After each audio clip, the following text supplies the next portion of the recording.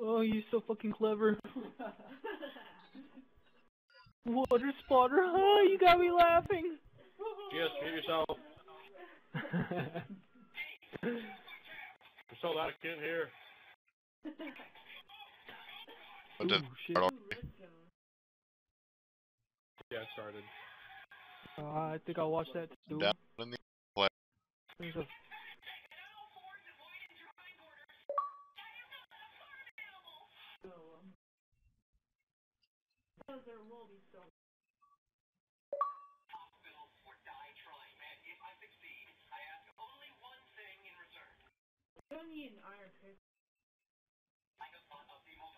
Yeah, you do actually.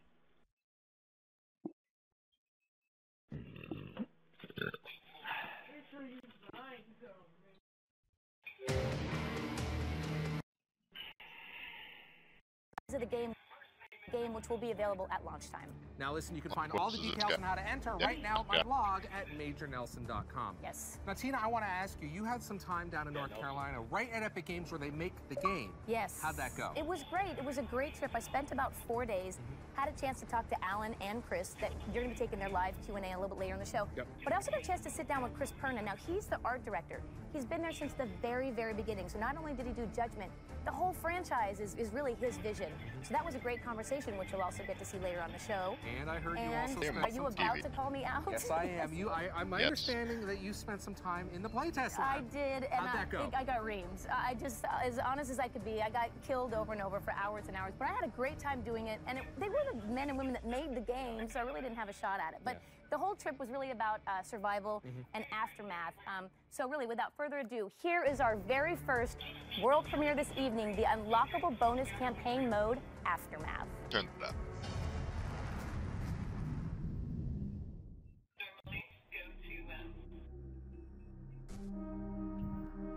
The Aftermath.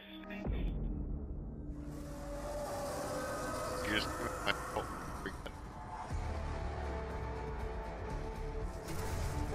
Oh, that's like views from their actual studio and their town and shit. Useless. Oh, about Epic.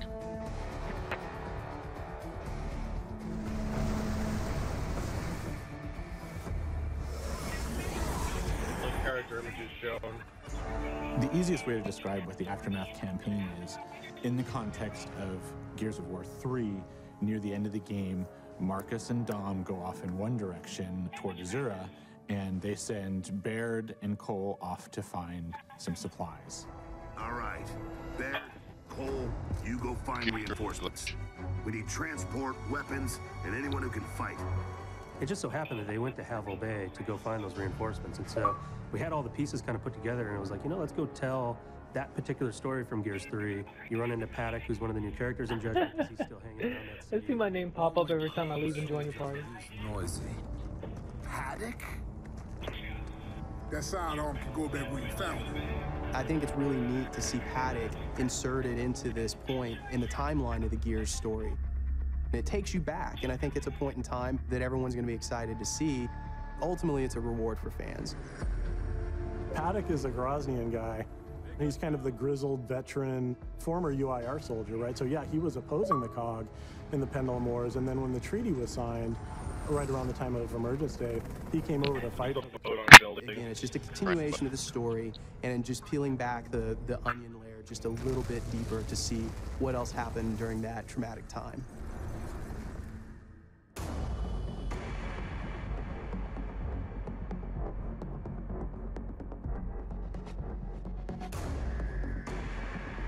Oh, look at those beautiful sculptures. We built Aftermath in as an unlock. And so to unlock it, you earn stars. When you play through the main Judgment campaign, you're scored every section that you play through. We have a series of 3 stars that you can earn. You earn those stars by wins, headshots and executions and those kinds of things. Also just by playing through the mission. If you take a declassified mission, that will boost your stars. The declassification system changes the way that you play. It's an optional system that you can choose that'll actually add challenge and make it even more intense than than it previously was. And also changes the testimony and changes the way that the story is told. The dust gunked things up pretty good, and the grubs were going in for close kills. Basically, Oh god. Let's go with the reference. All those flavors there on. The very core, the very foundation of what we're trying to do in Judgment is all built on intensity. What led up to that is we had a lot of feelings that games get a little bit too easy these days, right? It's more about the experience as opposed to the challenge. To make it more intense, there's some specific things that we control. One of those is the smart spawn system, and so this was a whole thing that we engineered so that when you get into a battle, when you come into an encounter, what you face will be different every single time. You might play through once and get, you know, tickers and maulers as you kind of like lay back, and then you play through again and you push forward, and now you have wretches and different enemies flanking you. So lots of intensity happening in this game. Systems like the smart spawn system are really cool for us as designers. I mean, yes, it's a challenge because it forces us to think in a different way. In the past, we could always say, okay, X, Y, Z is going to happen, and then when this ticker explodes, then the door is going to open and a boomer's going to walk out, and we can script that experience. So it forces us to rethink a lot of the combat scenarios.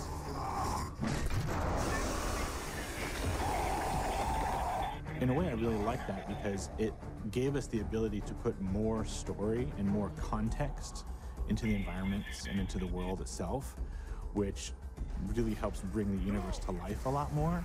And I think that's a much better story than jumping out of a boarding tree. Because it's a story that the player themselves gets to tell and experience.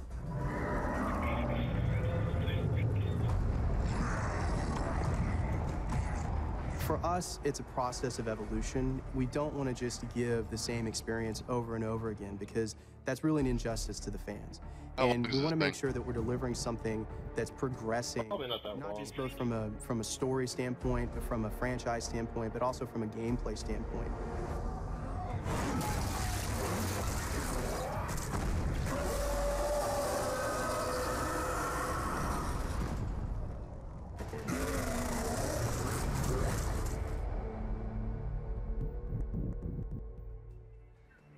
We are joined by Chris Wynn and Alan Van Slyke, senior producers for Gears of War Judgment at Epic Games. Guys, thanks so much for joining us.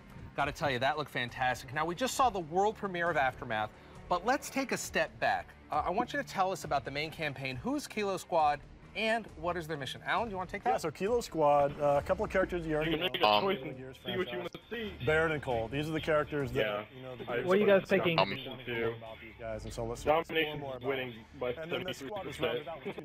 Dynamic defense scenarios, I don't give a shit. You just turned into 14 with your one vote, dude. Fight the Locust after emergency. What? And then we have Your one vote with dynamic up to 14. Graduate, but hasn't like seen any. Real action. Absolutely. Great. Now we've got some announcements coming up. Chris, tell us about some of the announcements that you guys have made recently. Yeah, you know, it's really exciting these days. When you make a game, you finish it up, you get it in the box and out to stores, and you continue to develop. You know, we release content after the fact, and so we announced just last week we did a deal. Oh, they got Layman. To bring 2 free maps to our fans, and then including Layman Wretches been around for a long time, so fan favorite mode. They really asked for it to come back in Judgment, so we were able to do that, partner with Maxim, and bring that to people pretty early on. And then we also announced the details of our DLC plan. So we're going to add 6 new maps and even 2 new additional modes. And then that's all wrapped up in a season pass, so you can get a discount on the whole thing. So wait a minute, I get my season pass, I get access to all the content, I get a discount, and I get double XP? You do, yeah, you get double XP forever. God, So as long as you're playing those VIP playlists, you're going to get double XP. You also get the content early. You're going to get it before everyone else, which I think is really cool. And then, of course, we added in some skins and characters that you'll get just by being a VIP. There's a lot going on there. All right, we're going to go, what we're going to do right now, the community has just voted on the gameplay they next want to see. We're doing this live. This is live television. We're kind of going by the seat of our pants. What you have chosen on Twitter is Domination. So Chris, Alan, let's bring up Domination here in the studio. We've got some gameplay here, and I want you to talk us through what we're seeing. I want you to go ahead and do that. Yeah, Domination is a brand new mode we have in multiplayer, and so this is kind of an evolution of King of the Hill. You have 3 rings that are static on the map. These don't move around like they did in King of the Hill. And then your team's goal is to go capture those rings, and while you're holding them, you earn points, which you can see up there in the upper left-hand side of the screen. And the first team to the score threshold will win the match. And so what you have is it's a bit more competitive than what we had in the past. And we have these really close matches when we play tested in the labs back at Epic. You Well, always know, there's by a having lot those of rings players on static on the map, and you know where ring A is, ring B is, ring C is, you always know where the action is, you always know where the fight is. And I think that's really one of the beautiful aspects of this mode. You always know where to go to get into the battle. Well, I noticed that Domination is that, you talked about where to go is in the battle, but it's a choke point. Everyone's being brought there, so you're going to get action on the way there, and then once you're there, it's nonstop, right? Yeah, that's right. Yeah, absolutely. And one of the things, that we've added to all of our multiplayer modes is this new vertical nature to the gameplay. So yeah, there's choke points, but it's no longer just a flat plain choke point. Now people can like run upstairs, drop down, and flank you and surprise you. And so there's this whole new, nature of strategy to the maps by adding this. God, they really just shoot them. Tell me a little bit about you. You mentioned Three playtesting times and then earlier. flame nade How him. important is playtesting to a mode like this? You really need to It's do massively important. I mean, you have to get the balance right. And so, particular to Domination, when we play test, a lot of it is the location of those rings. Right. Right. We want to make sure that the battle is not only fair between the two teams, but they're in the right locations where you set up really good fights. So, for example, this room here, you have 3 entry points. And so when you have one team defending in the middle, you have to kind of make sure you're watching all those entry points. And you've got some pipes you can duck behind. Yeah, as and well. you take cover, of course, and find some really good places to kind of bunker down and defend, which is really important. Now, so you mentioned there's 3 rings. How does the gameplay progress in terms of the balance, and do I get one, do I move to the other? Tell me a little bit about that dynamic. Oh, God. There's a lot of strategy involved in how you do that. So Wow. There's one ring that's kind of near each shield, I like it. team spawn points, and so those are more easily captured. And then there's That's even one worse kind than of Asher. And then there's a That'd be a lot poop more combo right there. So there's a lot of strategy and communication that has to happen to decide What the hell? how you can essentially Won't be hold a bot 2 there. or more of the 3 at all times so that you're accruing points faster than the other team. Yeah, and I think one thing that, so we just saw him jump out of a window there, and that was something that Alan was referring to earlier, is this new verticality that we have in our maps. And we also have, a bit new approach to level design, which really favors a mode like this. It's a much more circular in terms of its movement, and so you find it's a lot easier to move around as a team and find those choke points and find those battle areas. Now, I've had the chance to play this game, but one of the things I noticed right off was you kind of did some things with the weapons and the weapon switching. Tell us a little bit about that. Yeah, we optimized the control scheme actually in both multiplayer and the primary campaign. So now Y is a quick weapon swap, primary, secondary, just hit Y, boom, boom, switch back and forth. It really sped up the gameplay. And we've also gotten rid of all the D-pad functionality, moved the grenades to the left bumper. So now you can tap it, quick grenade throw while you're on the run. But I can still hold it down and get the angle. Yeah, if you want that traditional trajectory, the aiming arc, you Yep. can hold on to it, and you can always put it away too. If you pulled it out and you want to put it away, no problem. Great, that sounds great. Now listen, we're going to switch gears, so to speak, and go behind the scenes of the art direction in the Gears of War franchise. Tina caught up with art director Chris Perna to discuss the franchise, the visual identity, and how Judgment fits it. Oh my God, Chris Perna, I have his autograph. God, look at that art. It's so fucking pretty. It's boring.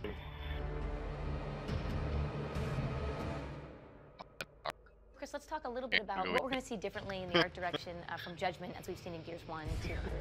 I think for Judgment, You want to go back to Gears 2, Rudy? some of the darker Gears, we worked hard to kind of capture the tone of the original, make it a little more moody, things like that. Players, as they move through the environments, they should see kind of mini stories as they move throughout. Something happened in this environment. We kind of wanted to make it a place rather than just a blank environment that you have a battle in, right? There's handprints on the wall and blood trails that lead somewhere. What is this place? What happened here before you got there? Those type of things. The characters, Baird and Cole, you got to go back and make them younger. What was that process like? Was it fun? Yeah, that was fun. Yeah. We iterated on those designs for a while. Some of them came easy, some of them were harder. Baird, of course, was a lieutenant before he got bumped down to private, and it was natural for us to kind of take him and clean him up. We upgraded his armor. He's got officer insignia on his armor and things like that. Cole was the same. We took Cole. We said, what would Cole look like during the thrashball days, right? Because he's younger and it's almost a thrashball. So he's more athletic. He's leaner. His face is younger. He's got more hair. Stuff like that. It was kind of fun to evolve those guys. And, we wanted this cool like Hulk out kind of Locust. And the Razer was fun. He's like this little wimpy, skinny guy that comes out with a weapon and you kind of fire him. And as he takes damage, he just gets pissed off and he just starts to flush red and spikes come out and he gets nuts. And it was great to develop that character. And beyond just the artistic stuff, but there's also all the technical aspects of it. The engines change, different animators come in and out. How do you work as an artist with the tech? And does it evolve with the engine? Right, so it kind of evolves hand in hand. We take a look at what we want to do for the game. Look at him, Phoenix. We want a darker, moodier game. What can we do with Bloom to give it